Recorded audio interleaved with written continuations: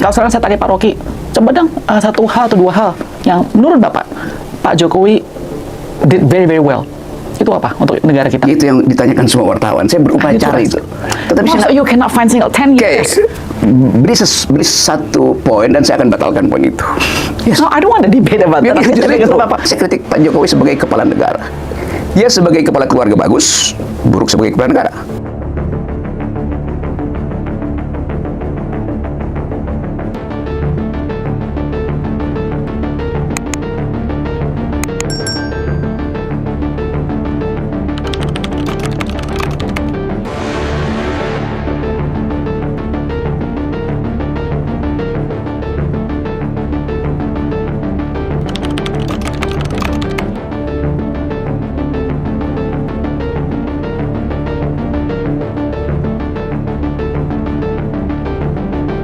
Sosok hari ini Pak Rocky sudah pasti kalian kenal. Sosok yang betulnya Pak Rocky bisa katakan agak controversial ya. People love to hate you, people hate to love you. It's kind of love and hate relation. Sekarang even in politics. Biasanya always like that. Yeah. Nah, Pak Rocky itu kan terkenal sebagai seseorang yang memberikan komentar lah tentang politik dan isu sosial di Indonesia. Tetapi sampai sekarang banyak orang masih tidak tahu Pak Rocky itu sebetulnya pilih siapa kemarin pemilu ini. Jadi tangan saya tidak bertinta. Seriously? Iya. Kamu tidak pilih sama sekali? Saya menganggap bahwa dari awal pemilu itu udah curang karena memanfaatkan kuota 20% yang seharusnya tidak ada di dalam sistem presidensialisme, kan itu dasarnya. Ya saya beri kritik kepada semua kandidat, tapi saya juga mendorong semua minus malum, kayak Anies boleh maju, Prabowo maju, Ganjar maju, saya kenal mereka semua tuh. Tetapi saya punya prinsip bahwa ethics first tuh, jadi karena itu secara etik mereka sebetulnya berhutang pada demokrasi, karena harusnya mereka pro 0%. Saya 2 kali ke Mahkamah Konstitusi untuk duel soal threshold dihilangkan, tapi gagal. Tuh. Kenapa itu pertanyaan pertama, Chris? Apa hanya itu apa namanya tahun? Maksudnya saya begini ya, misal contohnya kan saya tahu karena pemilu kali ini banyak orang merasa kecewa, disheartened lah pada situation. Jadi banyak orang juga, saya kata banyak orang atau enggak ya, poin intinya saya tahu beberapa orang yang golput gara-gara itu. Oke, jadi maksud saya gini loh, kalau kita ke depannya nih, namanya politik kan ya, Pak, kita harus jujur bahwa tidak bisa 100% fair ya Pak. Yes. Oke, jadi kalau kita melihat situasi benar tidak fair atau kita merasa pemimpinnya sudah kita tidak bisa, nggak ada satupun yang bagus, apakah memang opsi terbaik adalah untuk golput? Bukan, golput itu adalah moral option, bukan political option itu. Biar aja di situ. Maka aku mendalilkan bahwa kalau moralnya itu ditinggalkan, sebaiknya tidak usah pilih kan. Karena tidak ada beban kan. Walaupun orang bilang kalau begitu nanti suara Anda dipakai, itu urusan teknis, itu bukan urusan etis saya. Jadi tetap mesti ada semacam ketegasan untuk kasih pelajaran pada the next leader itu, yang sebetulnya kalau nggak dari 0%, dia itu bukan leader, dia itu dealer. So we produce dealer, bukan leader kan. Dalam politik mesti ada satu kesiapan etis untuk menerima kritik. Nah, saya kasih kritik terus. Nah, termasuk kritik moral bahwa dari awal Mahkamah Konstitusi juga berbohong gitu. Karena merekayasa seseorang yang saya katakan ya Gibran kan diloloskan karena ada bapaknya tuh. Apakah bapaknya melanggar undang-undang dasar? Mungkin tidak tuh, tapi dia memaksa anaknya yang masih sebetulnya masih balita dalam politik itu masuk dalam wilayah perselisihan orang dewasa. Jadi Pak Jokowi itu tidak melanggar undang-undang dasar, dia melanggar undang-undang perlindungan anak. Oke, gini nih, sorry. Kalau kita bicara masalah Mas Gibran, Bapak bilang dia masih terlalu muda untuk politik. Memang umurnya akhirnya direndahkan, saya. Tapi kalau kita melihat luar negeri kan juga banyak politicians, yang leaders, politiknya juga masih muda. Tapi dia tidak melalui fasilitas istana. Kan bedanya begitu kan. Banyak politisi yang muda di situ, tapi dia debat dari awal itu. Masuk ke kampus, berupaya untuk drive ideas politics of hope. Ini kita tahu dari awal bahwa Mahkamah Konstitusi itu dikendalikan. Yang sekarang dibicarakan di film yang viral itu kan, Dirty Votes. Nah, asumsi saya, di belakang Dirty Votes ada Dirty Hand. Di belakang Dirty Hand ada Dirty Mind. Siapa dia? Ya, the mastermind yang adalah presiden, kan itu intinya kan. Jadi kita lihat satu sinopsis dari politik yang isinya adalah kecurigaan, minimal kecurigaan, kalau nggak mau disebut kecurangan. Kalau kecurangan kita tunggu angket komite ini. Bapak merasa di dunia politik Indonesia sekarang ini siapa the mastermind, bukan puppets-nya? The mastermind adalah sistem itu. Sistem yang kita sebut kong kaling kong di dalam antara politisi dan so-called oligarki itu. Tetapi sebetulnya ini sistem presidensial, maka the mastermind adalah presiden. Kan presiden punya kekuasaan untuk membatalkan semua permainan kotor kan. Oke. Ya. Pertanyaan saya gini, ini saya tidak tahu, saya mau tanya Pak Rocky.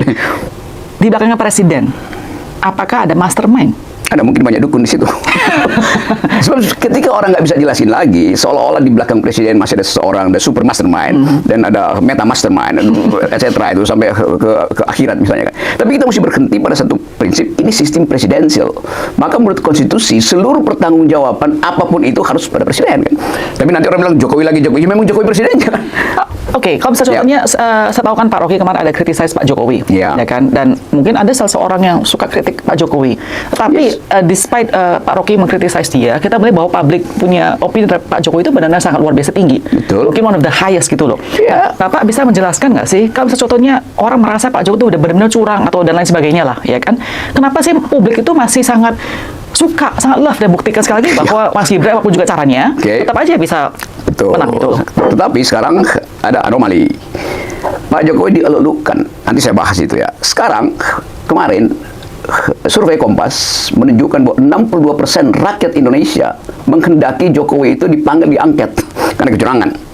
Jadi kontradiksi itu ada, kita mau percaya mana? Ada which data itu yang... Oke.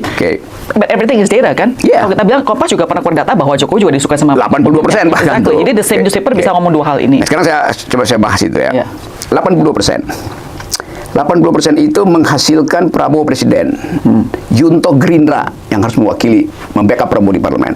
Prabowo dapat hanya 50, sekarang berapa? Sebetulnya 58%, okay?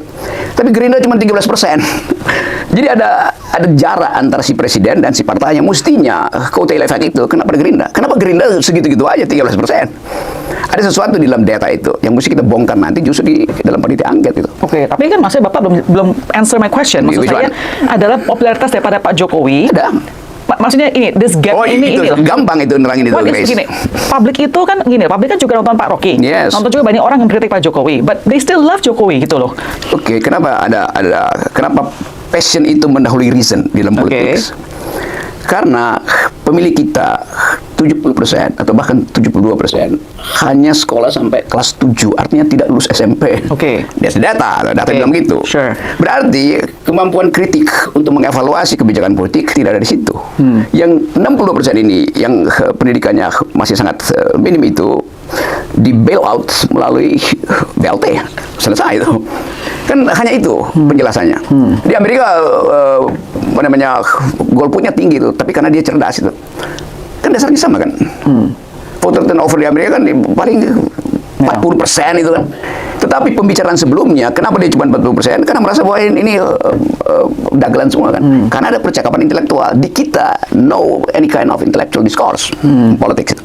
Jadi itu yang menjelaskan saya bahwa di dalam keadaan daya beli turun, di dalam keadaan kekurangan pengetahuan, ya orang dengan mudah mengabdi pada sesuatu yang dianggap bisa memberikan the new kind of politics of hope, yang sebetulnya dibatalkan oleh data terakhir. 60% menginginkan Jokowi, gampangnya Jokowi diseret ke pengadilan politik yang namanya angket kan. Nah, siapa mereka? Pasti middle class. Anak orang kecil kan nggak mungkin berpikir begitu kan. Tetapi 60% ini tinggi sekali itu. Berarti ada bagian-bagian di dalam masyarakat kita, silent majority itu yang mungkin terpengaruh oleh Dirty Vote, film, Kasakusuk, atau nonton podcast Grace segala macam gitu yang sangat kritis kan. The only explanation. Tadi saya jadi distract gara-gara COVID ini datangin. Bentar ya, ini. Kalau sekarang saya tanya Pak Rocky, coba dong satu hal atau dua hal yang menurut Bapak Pak Jokowi did very very well. Itu apa untuk negara kita? Itu yang ditanyakan semua wartawan. Saya berupaya cari itu. Tetapi you cannot find single 10 years. Beri satu poin dan saya akan batalkan poin itu. No, I don't want to debate about that. Orang sebut jalan tol, infrastruktur segala macam itu. Trade off dengan environment itu tinggi sekali itu. Jadi kita lihat itu. Tetapi orang akan bilang, kan Pak Rocky jalan tol bagus tuh. Bisa sampai ke Solo Semarang. Oh iya. Jam makan siang hari ini, sekarang ini, nanti 2 jam lagi. Orang dari Jakarta cari makan di Solo itu dalam 4-5 jam nyampe tuh Semarang. Jadi kehidupan ekonomi tumbuh di Semarang. Pada saat yang sama, warung Tegal di Indramayu, ibu-ibu yang jual telur asin di Brebes, Batik Pekalongan tutup. Karena orang nggak mau lagi mampir kan. Jadi ada kondisi trade off di situ tuh. Itu yang saya bilang, perencanaannya boleh, tetapi justice tidak terjadi di situ. Apalagi soal keakraban manusia misalnya. Begitu ada jalan tol, si Yeni yang tinggal di sebelah utara itu jadi putus pacaran dengan si Joni yang di sebelah selatan. Karena dia nggak bisa nyebrang jalan tol, karena dia cuma punya motor. Padahal jalan tol itu perlu mobil. Jadi Itu yang membuat saya merasa bahwa oke, ada sesuatu yang infrastruktur, tapi value itu cultural relationship hilang. Apalagi soal IKN yang bukan sekedar boros anggaran, tapi dia membatalkan hak burung untuk bertengger di pohon-pohon di Kalimantan, hak cacing untuk menggemburkan tanah. Karena itu intinya kan. Saya mau keterangkan bahwa Jokowi paham tentang infrastruktur, tapi he doesn't speak environmental ethics. Padahal itu adalah the only global grammar hari ini. Alright, environmental ethic menurut saya pribadi saya tidak bisa ngomong karena saya merasa saya masih, sorry to say, I'm not very environmental. Kalau kamu lihat saya punya everything, I'm pretty sure I'm really bad lah. Terima kasih atas pengakuan itu, Greg. I have to admit, saya nggak mau hipokrit ya Pak ya. Alright, tapi sekali lagi ya, saya mau, tadi Bapak jawabnya kayak begitu. Jadi berarti artinya semua leader ke depan masa depannya ini tidak akan pernah bisa good in your eyes. Pasti, mesti ada radical break soal ethics. Itu pertama. Saya mau tanya misalnya, apakah Prabowo paham environmental ethics? Anies paham gitu, Ganjar paham gitu kan. Ganjar bicara tentang sustainability sambil dia rusak kendang, dia rusak apa namanya terakhir itu. Jadi sebetulnya kita mau berpolitik, kecuali saya politisi, I'm not a politician. I know. Saya academician dan baca banyak hal itu. Dan percakapan dunia hanya 2 soal itu, gender equality, environmental ethics. Selesai. Soal human rights barangkali udah gampang lah itu. Tetapi hal-hal yang mendasar tadi, soal misalnya gender equality itu. Saya beberapa waktu lalu tuh riset di Cikampek itu. Ibu-ibu di situ, bayinya itu yang meninggal hanya karena tidak ada oksigen dan apa namanya buat bayi itu, inkubator buat bayi itu. Padahal itu cuma 2 jam dari Jakarta kan. Kenapa nggak ada atau Maya Pada mungkin bisa riset di situ tuh. Hak perempuan untuk punya harapan terhadap generasi dibatalkan oleh kandungan yang terpaksa gugur karena lewat jalan berbatu itu tiba-tiba melahirkan di jalan tuh. Sampai di sana bayinya kuning biru itu nggak ada oksigen di situ. Sementara jalan tol itu cuma di depan kampung itu jalan tol Jakarta Solo kan. Jadi justice itu yang selalu saya lihat. Saya nggak lihat perbedaan politik. Saya cuma melihat kok nggak paham ya. But I don't understand gini loh Pak Rocky. Maksud saya kalau Bapak merasa seorang untuk jadi leader di negara ini harus bisa, tadi Bapak bilang justice in terms of gender dan environment. I don't think anybody will qualify. Ya kalau nggak ada, kamu aja nyalon. Kenapa? Mungkin, kenapa you nggak ambil inisiatif misalnya atau dorong orang lain tuh? Kenapa berharap pada existing political elites? Karena saya merasa bahwa manusia di dunia ini tidak ada satupun yang tadi Bapak bilang ya bisa pure equality tentang gender ataupun untuk environment ya Pak ya. Itu tapi mesti ada semacam kesepakatan. Misalnya caleg-caleg di DPR itu. Kan dari awal kita mau ada affirmative action itu. Perempuan diajukan tuh. Ternyata di partai nggak begitu. Jadi kita mesti, saya kritik itu buat dorong, bukan karena saya sinis sebetulnya. Memang mungkin kita belum ada di tahap itu, tapi kita mesti berjuang sesuatu supaya kepemimpinan perempuan yang lebih peka pada justice itu dimasukkan ke parlemen itu. Jadi cuma beda 10-12%, kenapa mesti yang laki-laki itu? Kan ketua partai punya hak untuk, oke, saya punya hak diskresi, saya batalkan yang laki-laki karena saya tahu dia potensial corruption, saya dorong yang perempuan. Tetapi takut lakukan itu. Kenapa? Ya karena kong-kalingkong di dalam. Banyak betul perempuan pintar yang tersisih hanya karena dia berjenis kelamin perempuan dan tidak punya akses pada financial power. Bapak kenapa masalah gender equality ini, kan tadi Bapak juga mengakui loh, terutama di Indonesia ya, jarang loh seorang Bapak seperti Pak Rocky yang talk about gender equality. Saya pengen tahu asal-usulnya tuh Pak Rocky kenapa sih sangat terkesan dan terbeban untuk membantu masalah equality dan gender di Indonesia? Can you tell me? Is it because you're a mother?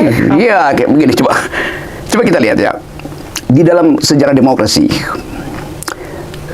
dari abad mungkin 5 abad sebelum Yesus, sebelum Masehi itu, para filsuf bilang begini, perempuan itu adalah anak-anak yang bertumbuh besar, otaknya nggak berkembang gitu kan. Sampai sekarang sinopsis itu ada di kita tuh.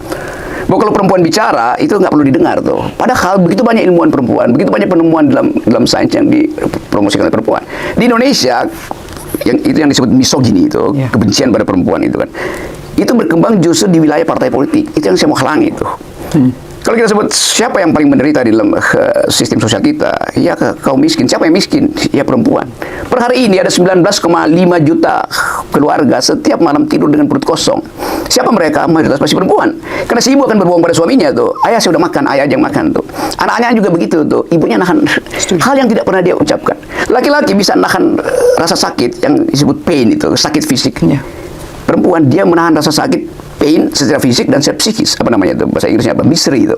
Laki-laki nggak pernah kenal misery. Tapi justice itu pertama-tama dimulai dari rahim perempuan.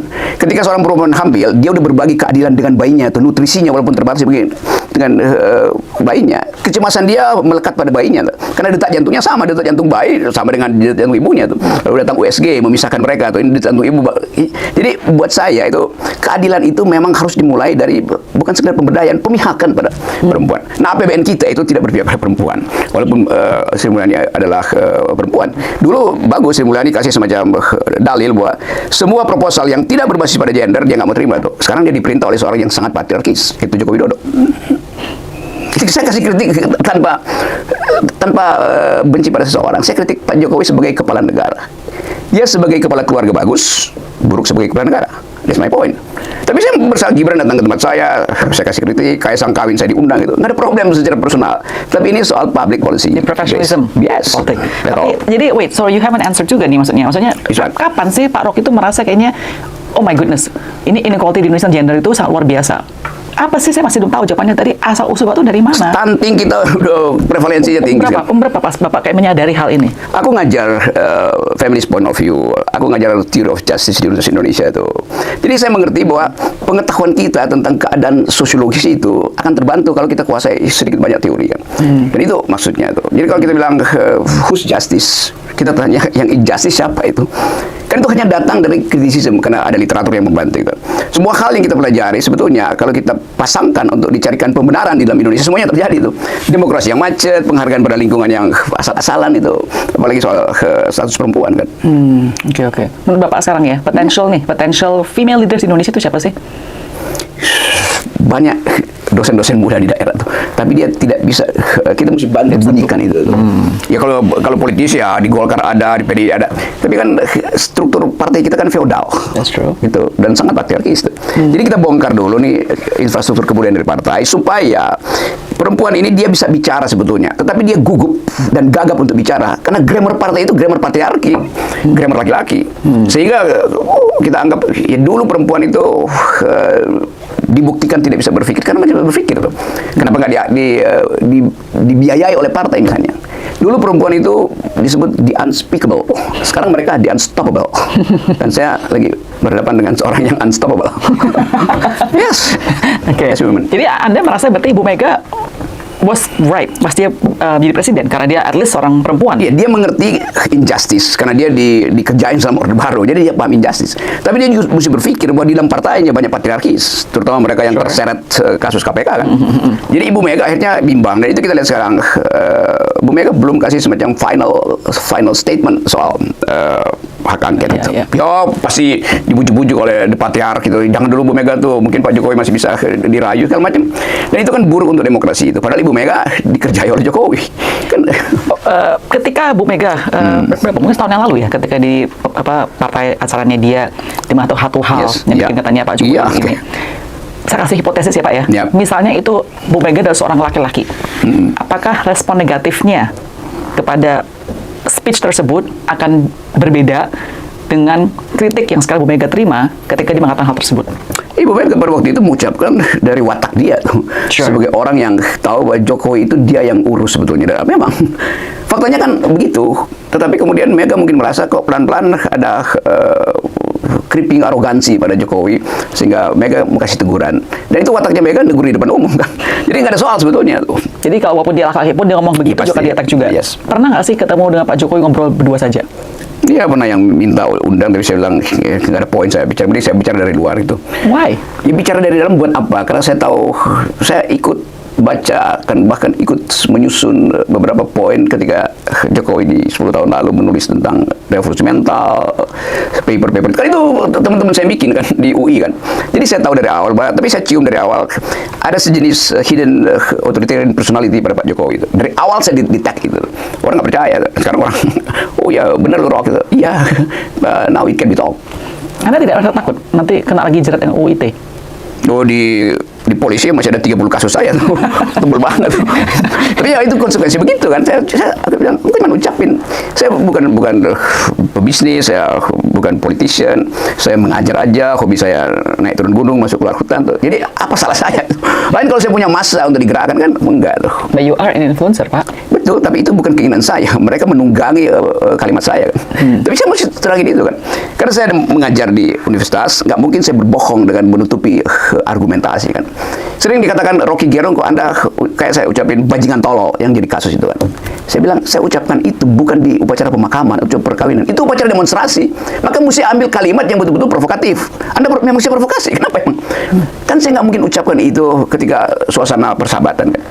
Buruh mau demo, buruh minta saya kasih orasi, kasih keterangan. Apa pembenaran akademis dari demonstrasi itu? Saya mesti terangkan secara akademis kan. Tapi Bapak admit loh, Bapak bilang Bapak adalah seorang provokator. Sengaja kata tersebut. Betul, betul. Okay. Karena kata provokasi itu dianggap kotor. Ya, kalau orang bilang bajingan tolol ya, yes. Ya kotor dong, Pak. Bener. Kalau itu saya ucapkan di pemakaman, ini di tengah demonstrasi.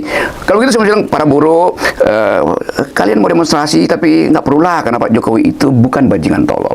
Dia arahnya pada undang-undang Omnibus Law, yang bagi saya juga itu bermasalah itu, karena merusak lingkungan tuh. Hak masyarakat adat tidak diatur di situ tuh. Saya terangkan, maka saya bilang bahwa tapi kalimatnya kan dipotong oleh pelapor kan. Saya bilang, seandainya Jokowi ada bajingan pinter, dia akan datang duduk berdebat dengan buruh. Seandainya begitu tuh, sama seperti Perdana Menteri Prancis misalnya, itu berdebat dengan buruh. Tapi karena dia takut berdebat, maka by logic dia bukan bajingan pinter, bajingan tolol. Kan sebetulnya konteksnya itu. Beda kata bajingan tetap aja dong, Pak. Kata bajingan anak Jakarta biasa, lu bajingan amat. Masa sih? Yes, itu kata yang biasa, lu bajingan. Saya tak cerita ini, benar nggak? Yang benar anak Jakarta, yes itu. Oke, saya berarti off daripada cult ini, saya nggak tahu juga. Ya, ada local culture. Oke, Pak, gini deh, Ya, Pak kritis saya sekarang deh. Bapak suka kritis Pak Jokowi. Saya pengen tanya sekarang, Bapak kritis coba pasal 1, 2, dan 3, apa masalahnya masing-masing? Ya, sama tiga-tiganya itu mengkhianati prinsip pertama dalam presidensialisme itu. Yes. Itu 20%. Kan nggak boleh. Ada partai yang sebetulnya udah punah tuh, tapi karena dia 2011 punya 20%, maka dia bisa ngatur ke depan kan. Okay. Hanya itu. Yang kedua, soal selama debat tidak ada satupun di antara mereka yang speak about gender equality itu. Ditinggalkan sebagai narasi kan. Padahal fakta kita hari ini itu kemiskinan itu yang paling merasakan adalah kalangan perempuan. The proletar of the proletariat adalah kaum perempuan sebetulnya kan. Basis paling dangkal itu. Karena dia yang berhak untuk meminta perhatian, dan nggak ada satupun presiden atau mungkin KPU tidak memasukkan itu sebagai isu debat. Itu poinnya. So until now, Anda merasa bahwa role perempuan itu masih sangat diminish ya di sangat publik sekarang? Sangat minus. Dan seolah-olah yang kita perjuangkan dari 10 tahun lalu, saya perjuangkan soal affirmative action 30% supaya perempuan dapat itu. Dianggap, loh, kok perempuan dapat 30%? Saya bilang, ini 30% ini utang peradaban selama 25 abad. Bayangin kalau perempuan untuk 100% tuh, dan bunganya itu, mati kalian laki-laki. Logikanya begitu tuh, Grace. You know, you must be a confident man. I'm a failed feminist. I'm a male feminist. No, you must be a confident man. Because I honestly say nggak banyak laki-laki akan mengatakan apa yang Anda katakan hari ini. Ya jelas saya mesti ucapin itu tuh. Kalau nggak saya berbohong pada nama saya sendiri. Bapak gini, Bapak ada seorang pintar. Bapak kan belajar filosofi. I always believe people who learn philosophy itu orang yang pintar. Ya, saya kuliah pertama justru fisika. Fisika, iya. Matematik. Matematik kantor. Jadi Bapak mungkin dah secara otak Bapak pintar. Oke. Bapak banyak pengalaman juga. My bad is not my bad. More like gini. Dengan segala kehebatan Bapak, secara kata bisa kata otak lah dan sebagainya. Itu hal yang biasa buat saya. Ya buat apa? Tapi buat orang biasa kan tidak. Kenapa Bapak nggak tahu politik?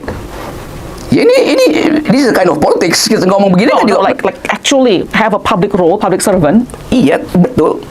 Saya di wilayah politik bersama Gus Dur dari awal itu. Kita bikin forum demokrasi. Saya kenal baik Pak SBY, saya kenal IJK segala macam. Pak Prabowo itu teman diskusi saya juga tuh. Tetapi saya mau ambil posisi. Kalau saya masuk dalam politik itu, mesti ada yang menggantikan posisi sebagai watchdog gitu. Karena nggak ada watchdog, ya ngapain saya di dalam gitu. Berarti saya mau watch diri saya sendiri, lalu saya gonggongin diri saya sendiri kan? Nggak bisa tuh. Karena itu saya dorong ada oposisi itu. Jadi politik itu cuma sehat kalau ada oposisi yang mengawasi minute details dari public policies kan. So you think that apa yang Anda kerjakan sekarang ini ada semacam public service? Iya, intellectual services yang diberikan aja supaya orang punya kesempatan untuk rethinking the current issues of politics. Okay. That is fair. Itu soalnya aja. Okay. Ya kalau yang bujuk saya masuk partai banyak betul semua ketua partai. No, No, thanks itu. Saya mau podcast semacam ini aja. Kan ini lebih efektif sebetulnya. Hypothetically deh, misal contohnya mau masuk partai mana yang Bapak merasa cocok dengan? Saya bikin sendiri. Ini mungkin sekarang bisa Pak, kan ada turun itu. Pada buka partai sendiri Pak ya. Alright, oke. Sekarang ini kan ada kasus bahwa katanya Pak Ganjar dilaporin. Yes. What do you think? Tell me what do you think about that? Semua laporan itu mestinya ada sebelum Ganjar jadi capres kan. Jadi nunggu, ini 1-2 aja, ini kerjaan Jokowi pas ini. The mastermind. Karena mestinya kasus-kasus itu selesai sebelum Ganjar masuk kan. Sure. Jadi kalau Pak Jokowi bilang saya mau memberantas korupsi, bagus betul. Sebagai statement, sebagai official statement. Presiden Jokowi pernah bilang saya akan memberantas korupsi dan saya akan paling di depan tuh. Tapi yang lakukan Pak Jokowi adalah dia memberantas korupsi untuk tukar tambah kekuasaan. Jadi dia tunggu momentum supaya orang yang akan sebetulnya dia tuduh sebagai koruptor itu bisa buka deal baru dengan dia kan. Kan itu tidak fair. Koruptor itu apapun nggak boleh dihukum aja kan. Oke. Nggak perlu tunggu momentum. Ini ada momentum politik, peristiwa dari 13-14 tahun lalu dibongkar per hari ini karena Ganjar minta hak angket. Terus Bu Mega di mana posisi ini? Apanya? Bu Mega. We haven't heard anything about Bu Mega. Betul, itu yang saya terangkan tadi. Bu Mega terpaksa, dia mungkin dia lagi meditasi atau minum sanak gitu, nenangin diri. Karena orang tunggu, Mega mesti ucapin sesuatu. Ini ya saya dengar Hasto ngomong politician PDIP, tapi orang mau tunggu official final statement dari Megawati. Tapi saya kira dalam seminggu ini dia akan ucapin itu. Dia lagi timbang-timbang aja. Dengan sekarang Pak Ganjar dilaporin ke KPK. Ya, guys. Apakah Bu Mega lagi akan membantu dia atau menggunakan Pak Ganjar sebagai tool? Tadi Anda katakan negosiasi dan lain sebagainya. Mega mungkin lagi testing the water itu lewat Ganjar itu. Jadi kertas limus itu ada di Ganjar itu. Buat lihat pH politiknya seberapa sebetulnya kan. Kan kita mesti baca Ganjar tidak mungkin mengucapkan itu tanpa semacam tacit agreement dengan Mega itu. Diam-diam Mega, oke, you ngomong dulu deh, nanti kita lihat reaksinya tuh. You know, saya suka bilang ini Pak Rocky ke keluarga, teman ya. Saya bilang jadi seorang politikus di Indonesia itu capeknya bukan capek kerjain tugas untuk negaranya. Capek kalau bangun pagi-pagi, takut hari ini saya akan disenggol sama siapa, akan disenggol sama siapa. So I don't understand why people want to be in politics. So kan orang di Instagram saya bilang, Bu, nyalek aja, saya nggak mau, saya tidak mau dimasuk politik. That's not me, because I cannot handle that kind of exhaustion, to be honest. Mesti ya politician itu bangun pagi dia cari kopi tuh, tapi enggak dia karena itu politisi kita bangun pagi dia cari Xanax tuh sebagai obat penenangan. Jadi kita mau lihat sebetulnya apa yang terjadi selama Pak Jokowi memimpin. Demokrasinya drop, bukan kita yang bilang, di watch oleh international system. Keadilan sosial juga rendah sekali itu. Bahkan yang disebut sifat kan Indonesia dianggap sebagai ya ada persahabatan segala macam, enggak itu. Ada dendam yang terus-menerus, satu waktu dia bisa upload dan tiba-tiba blank aja kita semua. Nah itu nggak dipahami Pak Jokowi itu. Dia nggak punya kemampuan untuk mendeteksi bahwa something rotten in Denmark. Kemarin yang milih pasangan nomor 2, mereka memilih karena Pak Prabowo atau karena Mas Gibran ya? Karena Prabowo lah. Really? Jadi saya setiap minggu saya diundang ngajar seminar 20 kampus itu, saya mungkin pilih 5-4. Jadi dalam 1 bulan ini mungkin udah 60-70 kampus dan semuanya bicara soal itu. Mereka bayangkan misalnya, ya kalau Pak Prabowo di situ ya oke, Pak Prabowo juga mengerti tentang gaya anak muda. Tetapi di ruang seminar ada Pak Prabowo, sebelah sana ada foto Gibran, sakit perut mereka lihat itu. Karena ada sesuatu yang aneh bagi anak muda ini. Tapi bukankah ketika Mas Gibran bisa lolos jadi cawapres itu justru popularitasnya Pak Bro lebihnya terkonfirm karena mereka masih suka Jokowi what's the word ya, Jokowi legacy lah, begitu masih terlanjut karena ada Mas Gibran di sana. Memang Jokowi legacy itu pada Prabowo, tetapi begitu ditaruh Gibran, ya tentunya Prabowo senang karena toolsnya Jokowi dikasih ke dia kan, yaitu Gibran. Tapi bagi masyarakat intelektual menganggap sesuatu yang tidak match, itu semacam kawinan paksa itu. Itu yang akan membebani Pak Prabowo nanti. Karena 5 tahun ke depan itu orang tetap akan Prabowo Gibran ada di mana-mana di ruang seminar itu. Lalu muncul lagi soal Mahkamah Konstitusi, soal perilaku cawe-cawe Pak Jokowi, kan itu akan diingatkan. Karena digital politics kita lebih cepat bekerja daripada official politics di DPR. But do you really think, Pak? Maksudnya gini, saya mau bilang naif, tapi maksudnya is it a bit naive to say kalau misalnya paslon 1 menang, paslon 3 menang, semua ada cawe-cawenya pasti dong. Sama cawe-cawenya. Tetapi cawe-cawe yang paling berbahaya ada cawe-cawe yang langsung secara kasat mata kita lihat. Ini kan bukan lagi cawe-cawe itu. Tapi ini buat saya, kamu mau kasat mata tidak mata, pokoknya kalau cawe-cawe, maksudnya. Ya, itu yang saya mau batalkan. Supaya nggak cawe-cawe, mestinya dari awal pakai threshold 0% itu. Sehingga Pak Jokowi, Pak Prabowo tidak tergantung kepada Pak Jokowi. Kan karena kekurangan threshold maka Prabowo deal. Anies juga begitu tuh, kekurangan threshold pindah dari Demokrat ke Nasdem segala macam. Semuanya dimulai dari situ tuh. So ada proses partai dong Pak ya? Ya. Problemnya adalah partai-partai. Memang partai-partai itu justru partai-partai itu yang awalnya bersekutu oke bikin 20% aja supaya yang lain nggak masuk ikut kan. Jadi barrier to entry itu dibuat oleh partai. Sekarang mereka yang kena getahnya kan. Itu yang saya sebut bodoh, bukan bodoh, goblok, sorry, tolol. Bajingan. Bukan. Dungu. Dungu. Oke. Gila gitu. Hanya itu. Aku cuma ucapin aja. Nggak ada gerakan mau ngapain dianggap saya makar segala macam. Nah, saya cuma masuk ke kampus terangin sesuatu. That's all. Do you love this country? Yes. You love this country? Pasti dong. So you are doing this because kamu merasa Iya. ada seorang negarawan? Memang kita mesti ucapin itu tuh. Bukan mesti, apakah Bapak memang ada seorang negarawan? Bukan saya menyebut negarawan. Saya ingin ada politik kenegarawanan di dalam partai. No, I'm asking you Pak Rocky. Apakah Anda seorang negarawan? Saya guru, saya Kan negarawan boleh aja kan? Guru iya, tapi negarawan. menyebut negarawan soal itu ada nobility yang macam-macam itu. Semua orang dengan sendiri dia menjadi negarawan. Kalau dia mulai bicara jujur tentang keadaan negara, itu dasarnya kan. So you think, so in a very smart way you are saying that you are Thank you. negarawan. Ini Pak Rocky mau Final nampil Pak, jadi definition. apa harus hati-hati gini. In a very subtle way you are saying that. Nah, ya kan, oke. Di seluruh dunia ini, so who do you think yang political systemnya adalah paling pas? Ya, negara-negara Eropa yang udah matang secara kultur. Banyak discontent juga. Betul, karena yang lagi muncul adalah soal politik kanan itu, fasisme naik terus di Eropa itu. Karena itu problem Eropa sendiri kan. Karena Eropa satu-satunya negara yang punya pengalaman dengan kekerasan Perang Dunia Kedua itu, punya kekerasan dengan Holocaust, dengan Hitler segala macam. Jadi dia tetap ada di dalam kecurigaan. Kalau bertambah imigran itu berarti akan ada nasionalisme yang naik lagi. Nah, tokoh-tokoh yang pro nasionalisme itu riding the tidal wave of kind of rasisme ini kan. Sure. Itu yang terjadi. Nah, di kita nggak ada problem itu sebetulnya. Jadi mestinya kita jauh lebih aman. Tetapi ada arogansi partai-partai itu. Kan tetap kita lihat bahwa PDIP oke, partai wong cilik. Tapi di dalamnya pembagian rezeki itu tidak merata tuh. Tapi tetap partai itu harus hidup karena itu basis historis kita. Bung Karno mengucapkan itu perlu ada marhaen, oke. Dan juga mau Muslim politik ada, tetap karena itu ada Piagam Jakarta dulu mengingatkan bahwa ada keinginan membentuk negara Islam. Tapi kemudian dia bergeser terus-menerus menjadi soal-soal negara ini hanya boleh hidup karena ada syariah. Nggak bisa begitu. Dasarnya itu kan terlalu ekstrim. Saya juga kritik untuk cara berpikir semacam itu. Tetapi Indonesia mesti diasuh dengan justice, secularism, kind of secularism itu. Karena ini negara terlalu beragam, itu nggak bisa dikendalikan oleh hanya satu golongan yang punya ideologi yang terlalu kental gitu. Okay. Do you think democracy came too early for this country? Enggak sih. Kan waktu kita memulai reformasi 30 tahun lalu, itu lengkap peralatan kita untuk demokrasi itu. Ada Mahkamah Konstitusi, jelas itu fasilitas pertama. Ada KPU. KPU di awal-awal itu sangat bagus itu. Ada KPK juga bagus. Tetapi kemudian bagian-bagian dari orde sebelumnya, yaitu sifat korupsi, feodal, arogansi itu carry over, masuk diam-diam ke dalam sistem ini kan. Dan tidak bisa dikendalikan. Nah, harusnya dari awal dikendalikan. Tapi kita udah lewati itu. Nah, sekarang orang berpikir untuk reformasi jilid. Boleh aja reformasi jilid 2. Tapi kita mesti pastikan bahwa reformasi jilid 2 ini harus diselesaikan di elite itu, bukan di rakyat. Karena itu berkelahi di rakyat. Nah, karena itu saya dorong hak angket itu. Hak angket itu kan untuk penyelesaian elit, supaya rakyat nggak perlu ikut-ikutan marah di jalanan. Tapi kalau itu terhambat, terhalang, ini harus undercurrent politik ini akan tiba lagi di Bantamrin, di mana-mana kan. Oke. Kalau misal contohnya ya Pak ya, tadi Bapak bilang, kebanyakan voters itu adalah orang yang mungkin pendidikan sampai SMP 7 doang aja. Ya, kelas 7 artinya nggak lulus SMP itu. SMP 1 ya berarti ya? Yes. Gitu ya. Jadi solusinya untuk bikin tenang negara itu ya betulnya kasih-kasih aja.